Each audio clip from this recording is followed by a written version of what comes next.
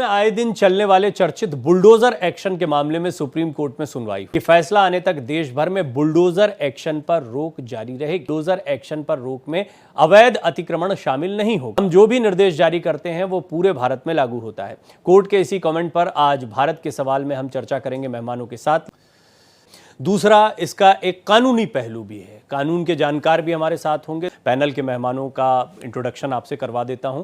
तनुज दीक्षित जो कि वकील सुप्रीम कोर्ट हैं वो जुड़ेंगे, और ये तनुज दीक्षित भी जुड़ गए हैं, उनसे भी बात करूंगा। स्वागत है तनुज जी आपका। तनुज दीक्षित जी भी मेरे साथ जुड़ गए हैं, सुप्रीम कोर्ट के अधिवक्ता हैं, कानून के जानकार हैं। तनुज जी, मुझे जरा बताएं कि एक इसमें मामला दो एंगल से आता है कि एक तो अतिक्रमण करने वाले कहीं गलत फायदा ना उठाए। जो अपराधियों के खिलाफ बुलडोजर कार्यवाही हो रही थी उसको लेकर क्या एक चिंता सुप्रीम कोर्ट ने जताई है और इस पर रोक लग सकती है?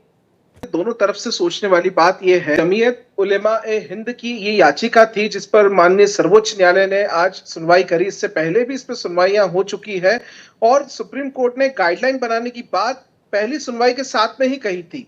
अभी हालांकि आदेश जो है उसको सुरक्षित रखा है माननीय सर्वोच्च न्यायालय ने, लेकिन सुप्रीम कोर्ट का कहना है कि कोई भी अवैध निर्माण को तोड़ने से नहीं रोका जाएगा। आप निर्माण तोड़ देते हैं, कोई अपराधी है, उस किसी अपराध में लिप्त होने की वजह से आप तोड़ते हैं, और ऐसे में सुप्रीम कोर्ट के द्वारा एक गाइडलाइन सभी के लिए, बुलडोजर से संबंधित, डिमोलिशन से संबंधित एक guideline through out the country एक उन्होंने जारी करने के लिए बोला है, जिसका आदेश अभी सुरक्षित है। अभी कोई भी तरीके की गाइडलाइन सुप्रीम कोर्ट ने नहीं दी है, वो कुछ भी हो सकती है। साथ ही साथ उन्होंने ये भी कहा है कि अवैध मंदिर हो या अवैध मस्जिदें हो या कोई भी ऐसा निर्माण हो, वो भी अगर अवैध है तो उसको भी तोड़ा जाएगा। मैं समझ गया। मतलब अभी हमारा जो बात है सुप्रीम कोर्ट की वो इसी जगह पर है। तो जी, आपने बातचीत को सुना। मैं चाहूंगा कि थोड़ा कानूनी पहलू बताएं, क्योंकि इस तरह के कई मामले आप लोगों के पास आते होंगे, तो इसको किस तरीके से आप लोग आगे बढ़ाते हैं, किस तरीके से केस चलता है? देखिए, म्युनिसिपल कॉर्पोरेशन एक्ट 1956 जो है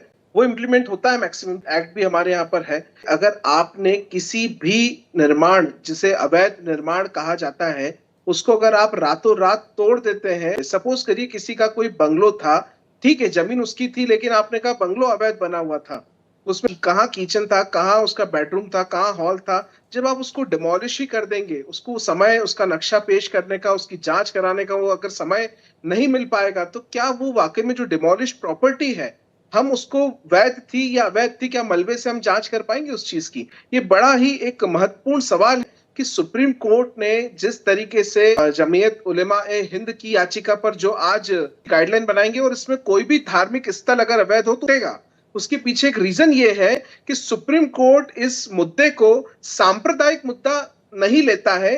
वो इस मुद्दे को वैध और अवैध ही के आधार पर ही चाहता है कि बुलडोजर की अगर कोई भी कार्रवाई हो रही हो तो वो पूर्ण रूप से अगर अवैध हो तो ही उस पर कार्रवाई की जाए। इसीलिए सुप्रीम कोर्ट ने एक महत्वपूर्ण बात आज और कही है कि अगर कोई भी इस बात की अगर अवहेलना करेगा तो उनसे जुर्माने के रूप में राशि का भी भुगतान कराया जाएगा, चाहे वो राज्य सरकारें हो, शासन हो, कोई भी हो। तो ये बहुत बड़ा महत्वपूर्ण कानूनी पहलू से ये देखा जाए, एक्ट का पालन, समाज के सभी वर्गों के लिए कानून एक समान है, उस कानून की दृष्टि में सभी एक होते हैं। अंदर एक बहुत महत्वपूर्ण फैसला जो कि आने वाला है, जो सुरक्षित कर लिया है आज माननीय सर्वोच्च न्यायालय ने, वो जब फैसला आएगा तो हमें देखना यह होगा कि उसके अंदर जो गाइडलाइंस बनाई जाएंगी, आखिर वो गाइडलाइंस क्या होंगी, क्योंकि हम आज इस डिबेट में भी उस हल तक नहीं पहुंच सके हैं कि जो गाइडलाइंस आएंगी उन गाइडलाइंस में ऐसा क्या होगा।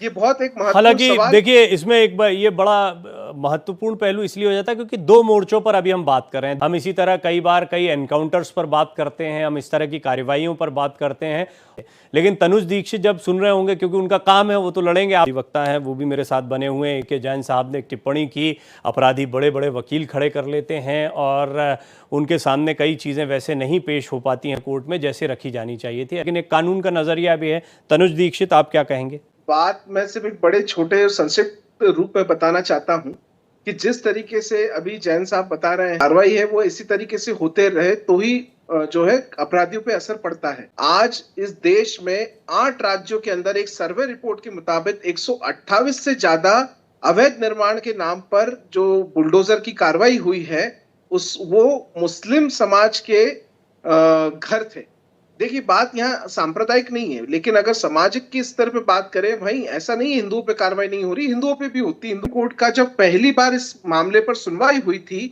तो ऑनरेबल बेंच ने यही शब्द कहे थे कि अगर किसी का बेटा अपराधी हो तो उसकी सजा उसके माता पिता को नहीं दी जा सकती। अगर आपको ध्यान हो, ये टिप्पणी थी सुप्रीम कोर्ट की, और मैं इस टिप्पणी का समर्थन करता हूं कि जो घर है उस घर का मालिक उसका पिता हो सकता है जिसके बेटे ने अपराध किया हो, या उसका दादा हो सकता है, या कोई और हो सकता है, माँ हो सकती है।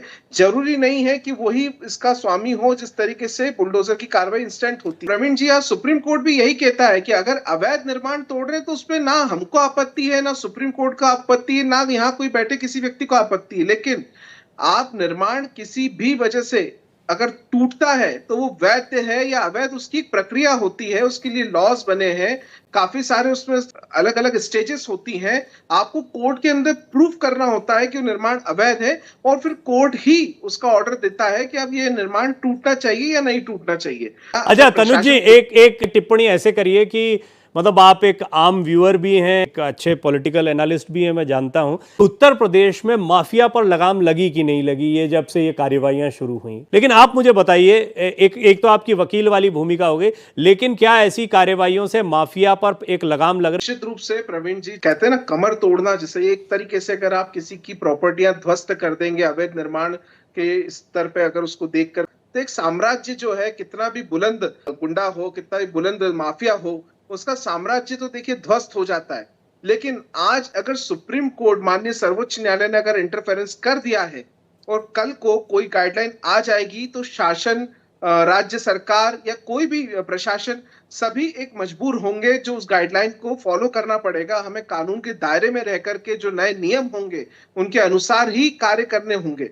और निश्चित रूप से मुझे लगता है कि जब सुप्रीम कोर्ट इसमें जो गाइडलाइंस रिलीज करेगा, तो मेरा ऐसा सोच है कि उसके अंदर अवैध निर्माण तोड़ने की एक प्रक्रिया होगी, जिसको सभी सभी चाहे प्रशासन हो, राज्य सरकारें हो या केंद्र सरकार हो, सभी को उस गाइडलाइंस के अनुरूप ही जाकर के मुझे लगता है कार्रवाई करना होगी भविष्य में। ये इंपॉर्टेंट आपने बात कही, जब आपने कानूनी तौर पर बात को रखा, तनुज दीक्षित, आपने कानून के लिहाज से हमें बताया कि किस तरीके से हम कोर्ट के लिहाज से या कानून के लिहाज से। आपका भी बहुत बहुत धन्यवाद।